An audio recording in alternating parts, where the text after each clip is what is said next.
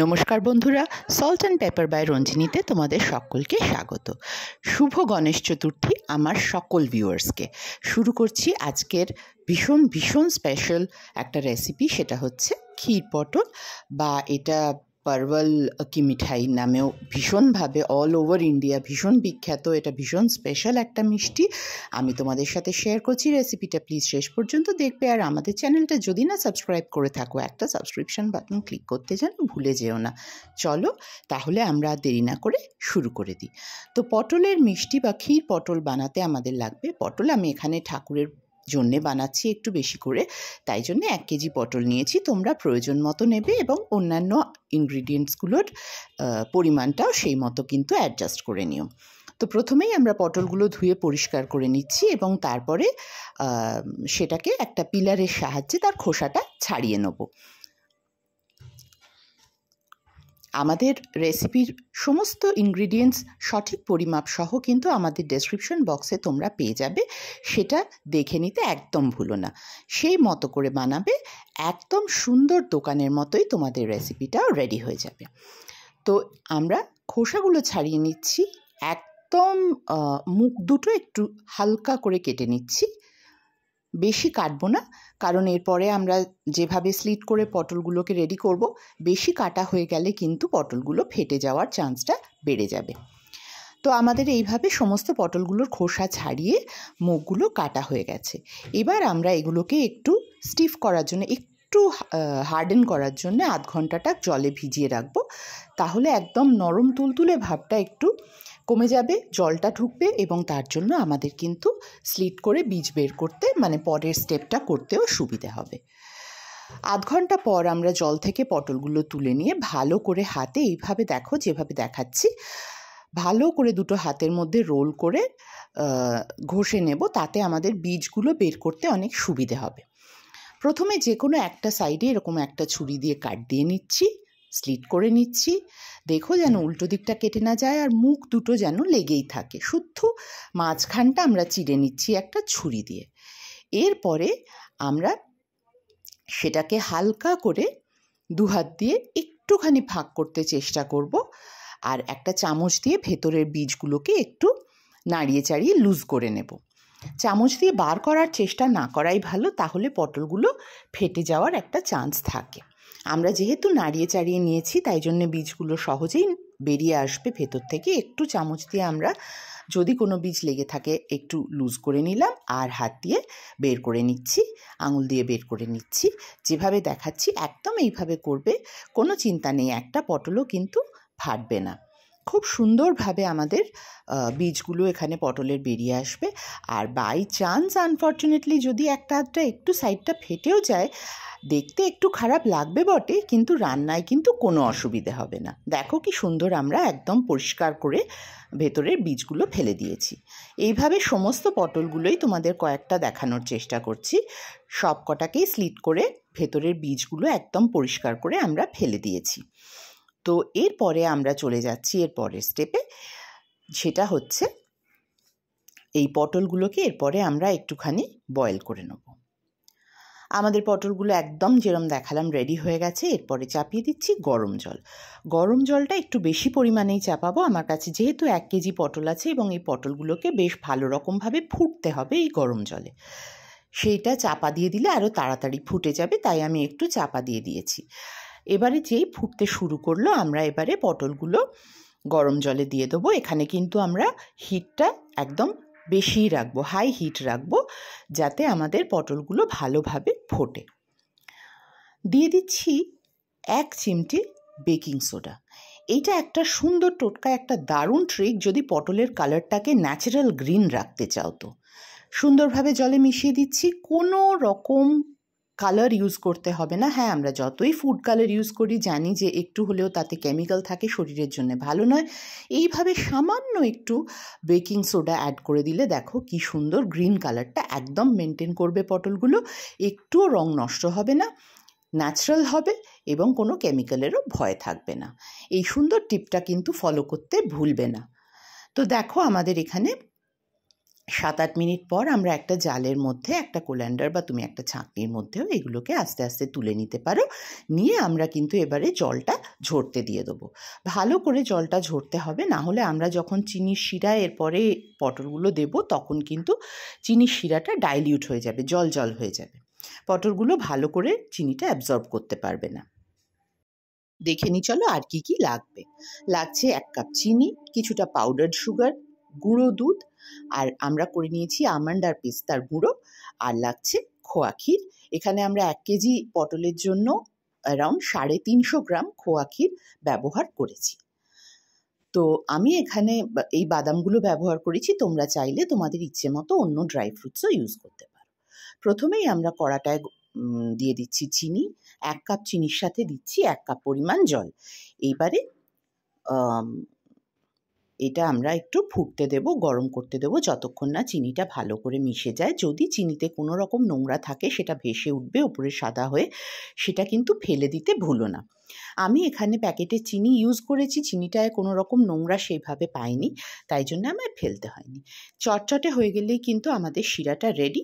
তার মধ্যে দিয়ে দেবো পটলগুলো। 1 সুতো বা 2 সুতো কনসিস্টেন্সির শিরা করার কিন্তু কোনো দরকার নেই, সেটা আমাদের আরও পরে হলেও হবে। এখন যেন বেশি রসটা ঘন না হয়। সবকটা পটল আমরা এখানে দিয়ে দিচ্ছি।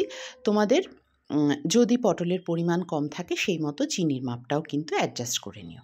এরপরে আমরা এটাকে মিডিয়াম আঁচে কিছুক্ষণ চিনির শিরার মধ্যে ফোটাবো, যাতে কিনা পটলগুলো ভালো করে চিনির শিরাটা অ্যাবজর্ব করে নেয়।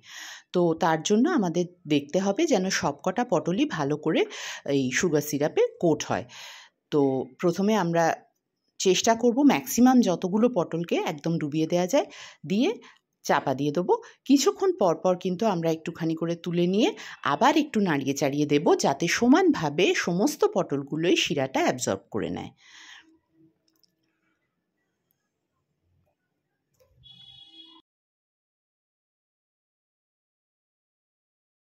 এইরকম করতে করতে যখন চিনির শিরাটা দেখবে একদম ঘন হয়ে এসছে, প্রায় কমে একদম শেষের দিকে, তখন বুঝবে যে পটলগুলো এটা অ্যাবজর্ব করে নিয়েছে এবং এখন আমরা এটাকে বন্ধ করে দিতে পারি। আর একটা চিহ্ন হচ্ছে পটলগুলো কি সুন্দর চকচকে কিন্তু একটা গ্লেজড একটা অ্যাপিয়ারেন্স পটলগুলো চলে আসে, কালারটা হালকা চেঞ্জ হয়ে যায়, চকচক করে।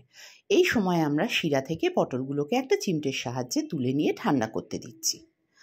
যতক্ষণ পটলগুলো ঠান্ডা হচ্ছে বানিয়ে নেব স্টাফিং বা যেটা আমরা ফিলিং বানাবো। তার জন্য আমাদের প্রাইমারিলি দরকার ক্ষীর, খোয়া ক্ষীর। আমরা এখানে মিষ্টি ছাড়া খোয়া ক্ষীর, যেটা মিষ্টির দোকানেই পাওয়া যায়, সেইটা নিয়েছি। সেটাকে আগে হাত দিয়ে আমরা ভালো করে ভেঙে যতটা সম্ভব গুঁড়ো গুঁড়ো করে দিচ্ছি। এরপরে আমরা কড়াই দিয়ে দিচ্ছি। কড়াই অল্প একটু চিনির শিরা তখনও ছিল, সেটা আমি না নষ্ট করে সেটা কিন্তু ব্যবহার করে নিচ্ছি। তো দিয়ে দিলাম খোয়া ক্ষীরটা। এরপরে কিন্তু আমাদের আঁচটা একদম কমিয়ে দিতে হবে। তোমরা হয়তো অনেকেই যারা খোয়া ক্ষীরে কাজ করেছো আগে জানো যে খুব সহজেই এটা পুড়ে যেতে চায়, ব্রাউন হয়ে যেতে চায় এবং রঙটা নষ্ট হয়ে যাবে। তো সেই জন্যে আমরা যখন খোয়া ক্ষীর নিয়ে কাজ করব, এটা তোমাদের একটা টিপ দিয়েই রাখলাম যে সব সময় একদম সিমে রেখে আঁচটা কম করে কাজ করবে। কিছুক্ষণ পরে একটু যখন গলে গলে আসছে ক্ষীরটা, তখন আমরা দিয়ে দিচ্ছি পাউডার সুগার। এখানে আমরা পাউডার সুগারের ব্যবহার করেছি যাতে করে আমাদের চিনিটা গলার পর জলটা খুব বেশি না বেড়ে যায়। সেই জন্যে আমাদের পাউডার সুগারের সুবিধেটা।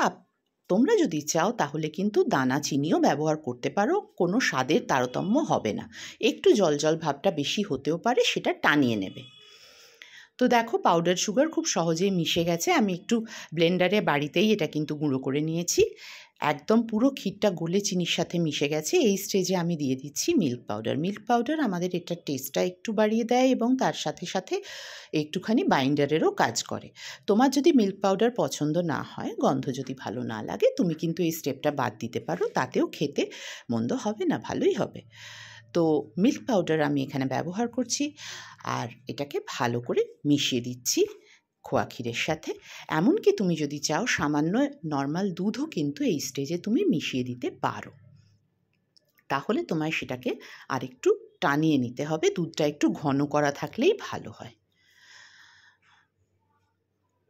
আমরা এই সময় মিনিট 2-3 জন্য একটা হুইস্কের ব্যবহার করছি, যাতে একদম ভেতরে কোনো দানা না থাকে, স্মুথ হয়ে যায়, একদম দোকানের মতো হয়ে যায় সুন্দর।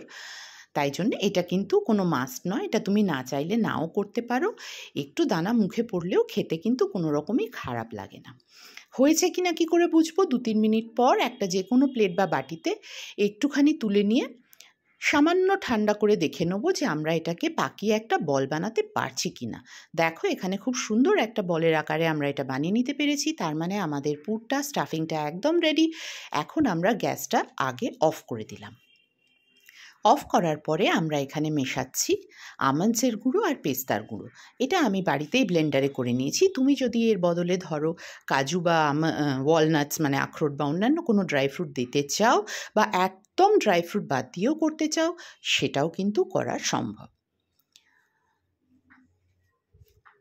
তো আমরা এখানে পেস্তা আর আমন্ডসের গুঁড়োটা ভালো করে পুরের সাথে মিশিয়ে দিচ্ছি। মনে রেখো গ্যাস কিন্তু বন্ধ হয়ে গেছে। এরপরে এটাকে আমরা ঠান্ডা করতে দেবো। ঘণ্টাখানেক রেখে দিয়ে ঠান্ডা করার পর দেখো যখন হাতে ধরতে পারছি এটা একদম একটা এরকম শেপ দেওয়ার মতো স্টেজে চলে এসছে। তো আমার কাছে যতগুলো পটল আছে ততগুলো কিন্তু আমাকে এরকম স্টাফিং বা ফিলিং বানিয়ে নিতে হবে একই মাপের মোটামুটি। আমি এখানে পটলগুলো মোটামুটি যাতে দেখতে ভালো লাগে একই মাপের নিয়েছি। আর অবশ্যই মনে রাখবে যে পটলগুলো যে নেবে তুমি কিনবে যখন, যতটা পারবে ডার্ক গ্রিন দেখে কিনবে। হলুদ হয়ে গেলে সেই পটল কিন্তু ভালো টেস্ট আর হবে না। যতটা কচি গ্রিন পটল দেখে এবং এক মাপের দেখে পারবে ততটা কিনবে। তো দেখো আমরা এখানে সব ফিলিং বানিয়ে নিয়েছি। আমার কাছে এখানে 1 কেজিতে 21টা পটল এসছে এই মাপে। তো আমি 21টা ফিলিং এখানে বানিয়ে নিয়েছি। এরপরে আমরা আর কিছুই না, ফিলিংগুলো জাস্ট পটলের মধ্যে দিয়ে ভরে দিয়ে হাতের সাহায্যে দুদিকগুলো একটু চিপে বন্ধ করে দিচ্ছি। এই সময় পটলগুলো খুবই নরম থাকে, তোমার ফিলিং ভরতে একটুও অসুবিধে হওয়ার কথা নয়। খুব চটপটই তুমি ফিলিংগুলো ভরে নিতে পারবে। এই মুহূর্তে আর পটল ফেটে যাওয়া, ভেঙে যাওয়ার কোনো ভয় থাকে না। তো আমাদের ফিলিংগুলো আমরা রেডি করে নিয়েছি। এবার জাস্ট পটলের ভেতরে ভরে দেবো এবং সাইডগুলো যেভাবে দেখাচ্ছি আস্তে আস্তে মুড়ে একটু 2 হাত দিয়ে চেপে দেবো। ব্যাস আমাদের পটলের মিষ্টি বা ক্ষীর পটল বা পারওয়াল কি মিঠাই একদম রেডি। তোমরা যে কোনো অনুষ্ঠানে, গণেশ চতুর্থী অথবা আসছে পুজোর জন্য, বা যে কোনো অনুষ্ঠানে বাড়িতে এমনিও করে দেখতে পারো, অসাধারণ লাগবে। আর একদম নতুন রকমের মিষ্টিও তুমি বানিয়ে ফেলবে। তো চলো আর দেরি না করে বানিয়ে ফেলো। জানাও আমাদের কমেন্ট সেকশানে কেমন লাগলো। আমরা খুব শিগগিরই হাজির হয়ে যাব নানান মজাদার নতুন নতুন রেসিপি তোমাদের সাথে শেয়ার করার জন্য। ততক্ষণ দেখতে থাকো salt and pepper by Ranjini. Thank you so much for watching.